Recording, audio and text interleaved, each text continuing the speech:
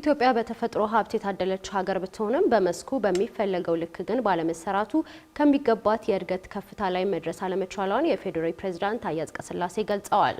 ፕሬዝዳንቱ ይህንን ያሉት የኢትዮጵያ የዱር እንስሳት ጥበቃ ባለስልጣን 60ኛ ዓመት የምስረታ በዓሉን በዛሬው ዕለት ባከበረበት ወቅት ነው። ፕሬዝዳንት ታዬ በሀገሪቷ በየጊዜው የሚነሱ ግጭቶች የተፈጥሮ ሀብት እንዲመናመን ማድረጋቸውን አንስተው ሁሉም በኃላፊነት እንዲሰራ ጥሪ አቅርበዋል። ምስሌ ሀሽም ታቀርበዋለች።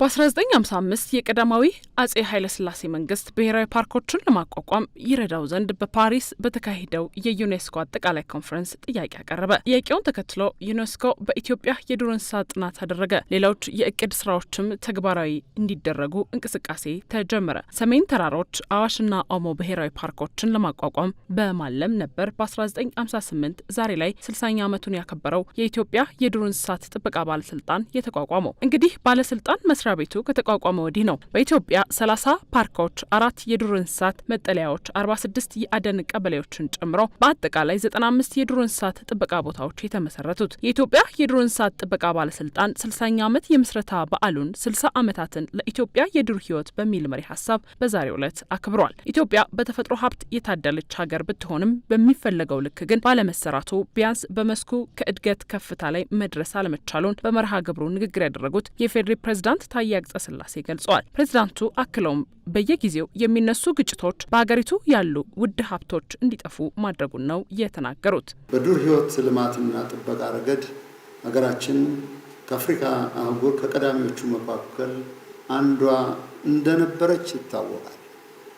ይሁን እንጂ እርምጃችንን በሚገባው ልኬታ ባለመጓዙ ልንደርስበት ወደሚገባው ከፍታ ሳንሸጋገር ቆይተናል።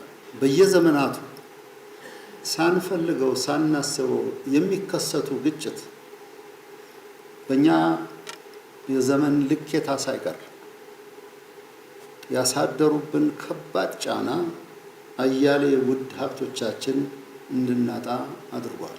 በአንዳንድ አካባቢዎች ኋላ ቀር በሆነ አስተሳሰብ በዱር እንስሳት ላይ የሚደርሰውን ጥፋት በማስቆም የተፈጥሮ ሀብቶችን ጠብቆ ማቆየት እንደሚገባም ነው መልእክታቸውን ያስተላለፉት። የኢትዮጵያ የዱር እንስሳት ጥበቃ ባለስልጣን ዋና ዳይሬክተር ኩመራ ዋቅጅራ በበኩላቸው ባለስልጣን መስሪያ ቤቱ ከተመሰረተ ወዲህ በርካታ ስራዎች መከናወናቸውን ገልጸው አሁን በተፈጥሮ ላይ የተረጋገጡ ተፈጥሯዊና ሰው ሰራሽ አደጋዎችን ለመጋፈጥ የሁሉም ርብርብ የሚጠይቅ ነው ብለዋል። ህገወጥ አደን፣ ደን ጭፍጨፋ፣ ህገወጥ ሰፈራ፣ በአንዳንድ ጥበቃ ቦታዎች አካባቢ የጸጥታ ሁኔታ ለመረጋጋት፣ በሰውና በዱር እንስሳት መካከል የሚፈጠር ግጭትና የአየር ንብረት ለውጥ አሁንም በጋራ መፍታት የሚገቡ ተግዳሮቶች ናቸው።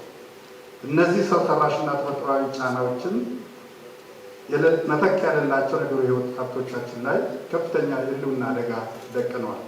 ተፈጥሮን ለመጪው ትውልድ መጠበቅና ማስተላለፍ አማራጭ ሳይሆን ግዴታ ስለመሆኑ ነው በመርሃ ግብሩ የተጠቆመው። የቱሪዝም ሚኒስትር ደኤታው እንደገና አበበ በመድረኩ ባስተላለፉት መልእክት ለተፈጥሮ ጥበቃ የተሰጠው ትኩረት የቱሪዝም ዘርፉን እያነቃቃ ስለመሆኑም ገልጸዋል። የተፈጥሮ ሀብት ጥበቃ የትውልድ አደራ ላለፉት 60 ዓመታት ተጠብቆ እንዲቆይ የኢትዮጵያ ዱር እንስሳት ጥበቃ ባለስልጣን ለዘርፉ ላበረከተው አስተዋጽኦ የላቀ ስለመሆኑ ማሳያዎቹ ያው የሆኑት የሀገራችን የጥብቅ የተፈጥሮ ስፍራዎች ናቸው። በተለይ መንግስት በአሁኑ ሰዓት ለተፈጥሮ ሀብት ጥበቃና ልማት በሰጠው ከፍተኛ ትኩረት ምክንያት የሀገራችን የደን ሽፋን እያደገ ብሔራዊ ፓርኮቻችንም የቱሪዝም መዳረሻ እንዲሆን አስችሏል። የፓርኮችን ደህንነት ማረጋገጥና መሰረተ ልማቶችን ማዘመን ለዱር ሕይወት ጥበቃ ብቻ ሳይሆን የሀገር ውስጥና የውጭ ጎብኚዎችን ለመሳብ ለሚደረገው ጥረት ትልቅ ሚና እየተጫወተ ነውም ተብሏል። በዚህ መርሃ ግብር ላይ ፕሬዝዳንት ታዬ አጽቀሥላሴ ባለፉት ዓመታት የተከናወነው የአረንጓዴ አሻራ መርሃ ግብር ተፈጥሮ ወደ ነበረበት እንዲመለስ ማድረግ ስለመቻሉ ጠቅሰው ይህም ተጠናክሮ እንዲቀጥል ነው መልእክታቸውን ያስተላለፉት። ባለፉት ጥቂት ዓመታት የተፈጥሮ ሀብታችንን እንደገና ለመመለስና የሕይወት ስነ ምህዳሩን ሚዛን ለመጠበቅ በርካታ ስራዎች በመከናወን ላይ እንደሆኑ ለመጥቀስ እወዳለሁ። አንደኛው የኢትዮጵያ መልክዓ ምድር በአረንጓዴ አሻራ የማልበስ ተግባር ሲሆን በዚህ ብሩህ እርምጃ የደረቁ ምንጮች ዳግም ፈልቀዋል። እጽዋት፣ አዝርዕት ለምልመዋል። ሸሽተውና ጠፍተው ለነበሩ የዱር እንስሳት መጠለያና መኖሪያም ሆነዋል። ልኬታ በመራመድ የሚፈለገውን ውጤት ማግኘት እንችል ዘንድ የኢትዮጵያ ዱር እንስሳ ጥበቃ ባለስልጣን ከመቼውም ጊዜ በላይ ተግቶ እንዲሰራ አደራ ለማለት እወዳለሁ። ኢትዮጵያ በ15ኛው ክፍለ ዘመን የመናገሻ ደንን በመጠበቅ የተፈጥሮ ሀብቷን መንከባከብ የጀመረች ሀገር መሆኗን ያነሱት የዓለም አቀፍ የተፈጥሮ ጥበቃ ህብረት የዝርያዎች ህልውና ኮሚሽን ሊቀመንበር ቪቬክ ሜኖንም በበኩላቸው በዚህ ረገድ ኢትዮጵያ ለዓለም አርአያ መሆኗን ነው የተናገሩት።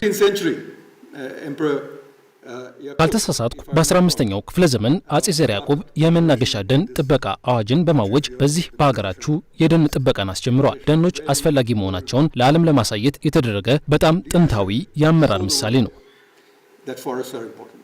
በመርሃ ግብሩ በዱር እንስሳት ጥበቃ ባለስልጣን የ60 ዓመታት ጉዞ ውስጥ አበርክቶ ለነበራቸው ግለሰቦች እውቅናም ተሰጥቷል።